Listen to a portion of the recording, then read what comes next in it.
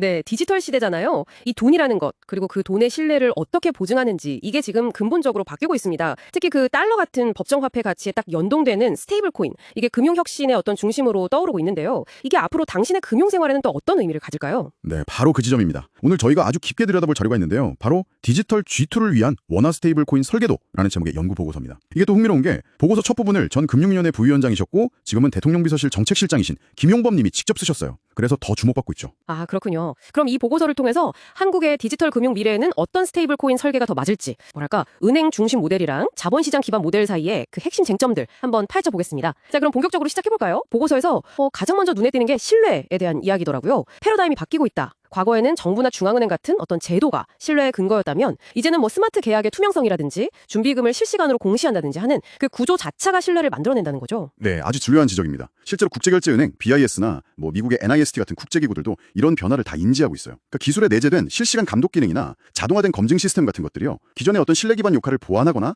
어쩌면 대체할 수도 있다는 분석이죠. 스테이블 코인이 바로 이런 구조적 신뢰의 대표적인 예시라고 할 수 있겠습니다. 그렇군요. 그럼 이제 핵심 쟁점, 그 설계 구조로 넘어가 보죠. 아무래도 한국은 좀 안정성을 중요하게 생각하니까 일본이나 유럽처럼 은행 중심 모델, 이걸 먼저 고려할 수도 있지 않을까요? 네, 충분히 그럴 수 있는 시나리오입니다. 실제로 일본은 이미 은행한테만 스테이블 코인 발행을 허용했고요. 유럽의 그 미카라고 부르는 암호자산 규제안도 좀 비슷한 접근을 보이고 있죠. 하지만 보고서에서는 이 은행 중심 모델이요. 수익성 확보가 좀 어렵고 기술 변화에 대한 유연성도 부족하고 그리고 무엇보다 글로벌 금융 시스템하고 연동하는 데 있어서는 좀 명확한 한계가 있다. 이렇게 좀 강하게 지적을 합니다. 실제 글로벌 시장에서 점유율도 거의 없다시피 하고요. 아, 그렇군요. 반면에 우리가 잘 아는 서클의 USDC나 테더의 USDT 같은 거는 자본시장 기반 모델인데 이미 세계 시장을 꽉 잡고 있잖아요. 네, 맞습니다. 바로 그 모델이죠. 이 모델은 핀테크 기업이나 자산운용사 같은 다양한 참여자들이 들어와서 혁신을 막 촉진하고요. 글로벌 표준화구의 호환성 면에서도 훨씬 유리합니다. 보고서에서 그 김용범 파트 저자께서는 이걸 글로벌 구조와 호환 가능한 사실상 유일한 선택지라고까지 표현을 하셨어요. 이 말의 핵심은 제 생각에는 만약 한국이 정말 글로벌 디지털 경제에 제대로 참여하려면 좀 폐쇄적인 안정성보다는 개방적인 혁신을 택해야 할 수도 있다. 이런 강력한 메시지인 거죠. 상당히 강한 표현이네요. 그렇죠. 물론 이걸 하려면 전제 조건이 있습니다. 미국이나 홍콩처럼요. 발행 자격이라든지 준비금 관리, 또 투명한 감사나 공시 같은 것들, 이런 명확하고 엄격한 규제 체계를 먼저 만들어야겠죠. 그럼 실제로 스테이블 코인이 지금 어떻게 쓰이고 있나요? 좀 구체적인 사례가 있을까요? 네, 이미 그 국경 간 송금 분야에서는요. 기존의 스위프트망을 대체할 수도 있겠다. 이런 잠재력을 보여주고 있어요. 예를 들어 스케일 AI 같은 기업은 이걸 활용해서 비용을 꽤 절감했고요. 결제 영역에서도 카드 수수료를 줄인다거나 정산 시간을 확 단축시키는 사례들, 레더페이 같은 거요. 나오고 있습니다. 은행 간의 큰 금액, 거액 자금 이체에서도 JPM 코인이나 페널리티 같은 시도들이 효율성을 높이고 있고요. 아, 그렇군요.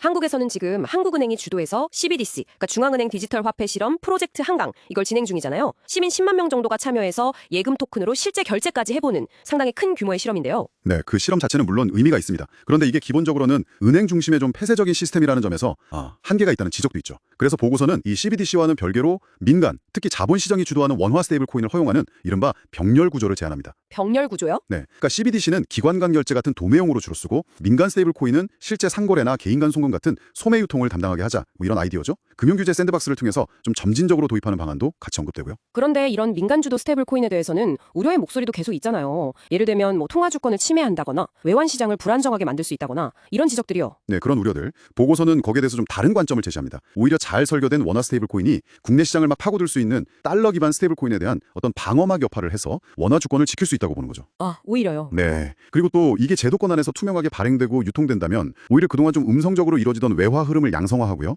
관련 통계의 정확성도 높여서 외환 시장 안정에 기여할 수 있다. 이런 분석도 내놓습니다. 자금 세차 위험은 어떻게 보나요? 그 부분도 걱정이 많던데요. 이 부분도 좀 흥미로운데요. 보고서는 제도권 안에 스테이블 코인 같은 경우에요. 트래블룰 같은 자금 이동 추적 규제도 있고 또 블록체인 기술 자체가 투명하잖아요. 그래서 현금보다 오히려 추적이 더 쉽다. 이렇게 주장을 합니다. 결국 핵심은 규제 밖에 있는 그런 무허가 모델이 아니라 명확한 규제하고 감독하에서 운영되는 스테이블 코인을 제대로 만드는 거다. 이겁니다. 네, 오늘 저희는 원화 스테이블 코인 설계를 둘러싼 핵심 딜레마, 그쵸? 은행 중심의 안정성이냐 아니면 자본시장 기반의 혁신과 개방성이냐, 이 사이의 어떤 긴장 관계를 살펴봤습니다. 그리고 돈에 대한 신뢰가 과거의 제도에서 이제는 투명한 구조로 이동하고 있다는 거대한 패러다임 변화도 같이 확인했고요. 네, 이 논의는 단순히 기술적인 선택의 문제만은 아닌 것 같습니다. 앞으로 당신이 경험하게 될 결제나 송금 방식의 변화, 또 디지털 자산과 상호작용하는 방식, 그리고 더 나아가서 글로벌 디지털 경제라는 큰 무대에서 한국이 어떤 역할을 할 것인가, 여기에 직접적인 영향을 미칠 굉장히 중요한 갈림길이라고 생각합니다. 보고서는 자본시장 모델이 글로벌 연동을 위해서는 사실상 유일한 선택지일 수 있다, 이렇게까지 강하게 시사하고 있습니다. 현재 한국이 추진 중인 은행 중심의 CBDC 실험과 또 이런 글로벌 트렌드 사이에서 앞으로 어떤 기회와 도전이 기다리고 있을까요? 과연 이 두 시스템이 어떻게 좀 조화롭게 공존하면서 시너지를 낼 수 있을지 앞으로도 계속 주목하면서 함께 생각해 볼 필요가 있겠습니다.